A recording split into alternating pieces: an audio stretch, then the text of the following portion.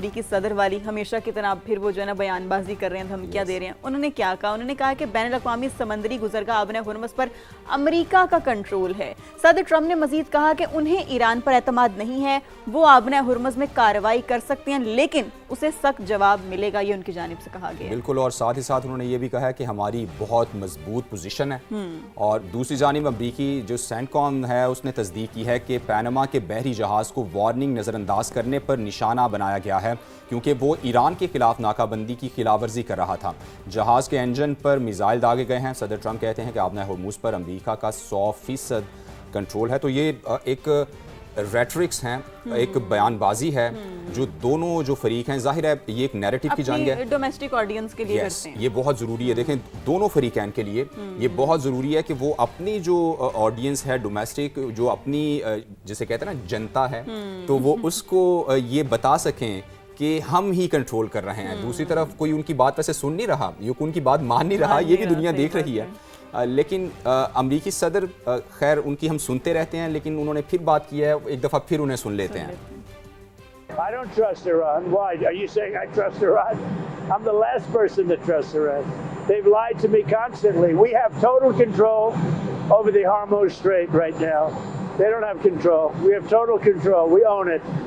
And at some point maybe they'll do something and then they get blown away. But right now we're in a very good position. We have a country that has been the bully of the Middle East for 50 years. It's really 51 if you think about it, right? We've been saying 47 for 4 years. And they're no longer the bully of the Middle East. یہ تو جی جنگ کا جو ایک فریق ہے ان کی باتیں تھیں، امریکی صدر کی باتیں تھیں. جنگ کا جو دوسرا فریق ہے یعنی ایران، وہ یہ کہہ رہا ہے کہ شرائط ہم نے ثالثوں کے ذریعے امریکہ تک پہنچا دی ہیں، جب تک انہیں تسلیم نہیں کیا جائے گا آبِ ہرمز بند رہے گی. یہ دو ٹوک ان کا جو ہے نا موقف ہے. Secretary supreme national security council Mohsen Rezaei کی جانب سے یہ دو ٹوک بیان دیا گیا ہے. انہوں نے کہا کہ امریکہ کو جنگ ختم اور ہمارے اثاثے بحال کرنا ہوں گے، تو وہ ان چیزوں پہ جو پہلے دن سے کہتے آ رہے ہیں وہ سٹک ہیں. ہاں بالکل ایسے وہ ڈٹے ہوئے ہیں اور اپنے موقف سے پیچھے نہیں ہٹے. ترجمان پاسداران انقلاب نے بھی دشمن کو خبردار کیا. انہوں نے کہا ہے کہ دوبارہ خطرات کا سامنا ہوا تو توانائی سسٹمز اور انٹرنیٹ سے جڑا عالمی انفراسٹرکچر تباہ کر دیا جائے گا. اس وقت خلیج فارس میں امریکہ کا ایک بھی جہاز موجود نہیں ہے اور وزیر خارجہ عباس عراقچی بولے کہ حالیہ جنگ نے ثابت کر دیا کہ ایران ناقابل شکست ہے. اچھا، اس میں تو میرا خیال ہے کوئی دو رائے بھی نہیں ہے کہ ایران نے بہت ہی ہمت کا مظاہرہ کیا ہے اور ایران نے خود کو منوایا ہے، امریکہ کو ٹف ٹائم دیا ہے. اور اسرائیل کے بھی جو خواب تھے نا وہ بھی چکنا چور ہیں کیونکہ وہ ایکسپیکٹ نہیں کر رہے تھے ایران سے اس قسم کی ریٹیلیشن. اور میرے خیال سے شاید دنیا بھی ایکسپیکٹ نہیں کر رہی تھی. ایران جسے کہتے ہیں نا آؤٹ آف دی وے آیا ہے، ایک سڈن آیا ہے اور اچانک ایک جھٹکا ہوتا ہے پوری دنیا کو. ورنہ دیکھیں ایک طرف سپر پاور سو کالڈ کہہ لیں لیکن سپر پاور بہرحال ہے، اور ایک طرف ایران جو کہ پابندیوں کا شکار اور 50 سال سے آلموسٹ پابندیوں کا شکار. تو ایسے ملک کا ڈٹ جانا بھی یہ ایک بہت بڑی، بلکہ یہ جیت ہے.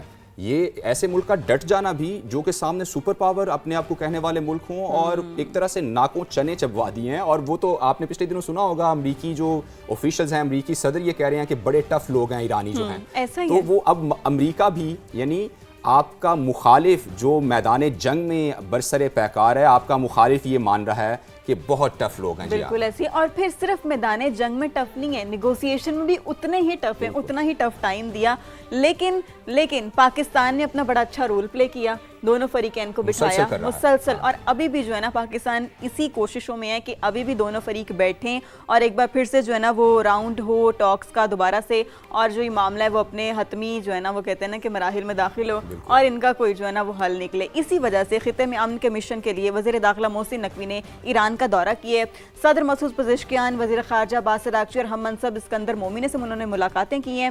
ایران امریکہ کشیدگی خاتمے اور عالمی صورتحال پر ان کے درمیان بات چیت ہوئی. پھر دو طرفہ تعلقات اور علاقائی امن کے حوالے سے بھی تبادلہ خیال کیا گیا. اچھا، یہ محسن نقوی کے جو دورے ہیں یہ انتہائی اہم نوعیت کے ہیں اور یقینی طور پر تاریخ میں یہ یاد بھی رکھے جائیں گے. پاکستان کا کردار جو ہے وہ تاریخ میں یاد رکھا جائے گا. پاک ایران تعلقات مضبوط اور ناقابل تسخیر ہیں، یہ ایک اہم نوعیت کا بیان پاکستان دو طرفہ تعلقات کے فروغ کے لیے سنجیدگی اور عزم کے ساتھ آگے بڑھ رہا ہے. محسن نقوی کی جانب سے یہ کہا گیا ہے، جبکہ ایرانی صدر نے کہا کہ برادر ملک کے ساتھ تعاون وسیع کرنے کے لیے تیار ہیں. دو طرفہ تعلقات کے فروغ سے خطے میں استحکام اور سلامتی میں مدد ملے گی. اب دیکھیں یہ پاکستان کا ہمسایہ، دیکھیں ہمسائے چینج نہیں ہوتے، یعنی آپ اپنی ٹیریٹری چینج نہیں کر سکتے، اور اسلامی ملک اور پاکستان میں بہت زیادہ سینٹیمنٹس بھی ہیں، یعنی ہم یہ جانتے ہیں، اور کیوں نہ ہو، مطلب اسلامی ملک ہے ہمارا، برادر ملک ہے. تو یہ ایک موقع بھی پاکستان کے پاس آیا کہ یہ جو ٹائز ہیں یہ مضبوط کی جائیں. پاکستان نے کیا، دیکھیں وہ، اور دوسری اچھی بات یہ ہے کہ وہ تسلیم کر رہے ہیں، جو ہمارے ایرانی بھائی ہیں وہ پاکستان نے جو رول پلے کیا وہ تسلیم کر رہے ہیں کہ پاکستان بھی ایک جیسے کہتے ہیں نا کہ آؤٹ آف دا وے جا کر پاکستان نے کوشش کی کہ ہم ایرانی بھائیوں کو ان چیزوں سے بچائیں، دنیا کو اس ساری کشیدگی سے بچائیں. اور سب سے میں پھر کہوں گا اچھی بات یہ ہے کہ ایرانی بھائی جو ہیں وہ اس چیز کو تسلیم کر رہے ہیں کہ پاکستان کے کردار کو تسلیم کر رہے ہیں. تو یہ ایک ان سارے سینیریو میں جو ایک اہم ایشو جو ابھی تک حل نہیں ہوا وہ آبنہ ہرموز کا ہے، اور پاکستان اس سے جڑی تیل کی قیمتیں، اور پاکستان دیکھیں اور پاکستانی بیچارے اس سے ڈائریکٹ جو ہے نا وہ ایفیکٹ ہو رہے ہیں، چونکہ پاکستان کی آلموسٹ 80% جو توانائی کے جو تیل ہے، جو گیس ہے، وہ وہیں سے انہی راستوں سے آ رہی ہوتی ہے. انٹرنیشنلی مارکیٹ میں قیمتیں بہت بڑھ گئی ہیں، تو اس کشیدگی کی وجہ سے جو عالمی منڈی میں تیل کی قیمتیں پھر بڑھنے لگی ہیں. یہ خبر پڑھتے ہوئے مجھے اچھا نہیں لگتا. آپ کو اچھا نہیں لگتا، اسی لیے میرا خیال ہے میں پڑھ دیتی ہوں خبر. یہ پلیز آپ شروع کریں. برطانوی برینٹ کروڈ $90 کے قریب پہنچ گیا، جبکہ امریکی خام تیل $83 سے تجاوز کر چکے ہیں. اور پاکستان میں روزانہ کی بنیاد پر قیمتوں کے تعین میں پیٹرول $1.70 سستا، جبکہ ہائی سپیڈ ڈیزل $1.39 فی لیٹر مہنگا کر دیا گیا، اور پیٹرول کی نئی قیمت $325.92 فی لیٹر مقرر کی گئی، اور ہائی سپیڈ ڈیزل $382.25 تک جا پہنچا ہے. موسم میرا خیال ہے آپ صبح جب اٹھتے ہوں گے تو آپ سب سے پہلے یہی سوچتے ہوں گے کہ آج پیٹرول کتنا مہنگا ہوگا. نہیں، پہلے سونے سے پہلے بولیں، پہلے سونے سے دیکھیں، کیونکہ یہ روز کا کام ہو گیا نا. 12 بجے سے پہلے پتہ ہے کہ بھائی وہ کچھ نہ کچھ ہونے والا ہے، تو پہلے نیند نہیں آتی، اور پھر اٹھتے ساتھ بھی جب وہی چیز، ظاہر ہے یہاں آنا ہوتا ہے تو ہم نے چیزیں دیکھنی بھی ہوتی ہیں کہ کیا بھائی چل رہا ہے سارا کچھ. تو اٹھتے ساتھ جب یہ خبر آتی ہے نا سامنے کہ دوبارہ مہنگا ہو گیا، دیکھیں یہ مسئلہ نا تب تک حل نہیں ہونا جب تک یہ جو مین مسئلہ ہے، یعنی جنگ کا جو یہ کشیدگی ہے، یہ مکمل طور پر حل نہیں ہو جاتی. یہ تب تک ہمیں اس چیز کے لیے تیار بھی رہنا ہے. اور اس کا دیکھیں مجھے یہ لگتا ہے ٹھیک ہے سم ہاؤ ہم بلیم کرتے ہیں گورنمنٹ کو، لیوی بہت بڑھا رہی ہے، لیوی کم کی جا سکتی ہے، لیکن یہ جو ایک ایشو ہے نا یہ کسی کے کنٹرول میں نہیں رہا. یعنی یہ جنگ چونکہ چل رہی ہے، اور دونوں فریق جو ہیں وہ اس ایک بات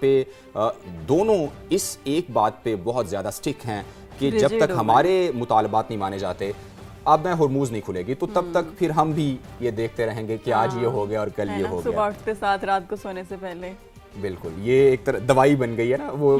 جیسے چلیں خیر آگے، ایک کراچی کا جو ڈومیسٹک جو ایشوز ہیں، اور کراچی میں جو ایک بہت ہی دل خراش واقعہ ہوا، افسوسناک واقعہ ہوا، اور وہ کیس ہے جی میر رضا کی ہلاکت کا، جہاں کیس میں اب قتل کے شواہد بھی ملنے لگے ہیں. یہ خوشائند بات ہے، چونکہ کیس شروع ہوا تو ایسا لگ رہا تھا کہ جیسے بلائنڈ کیس ہے، یہ پتہ نہیں حل کیسے ہوگا.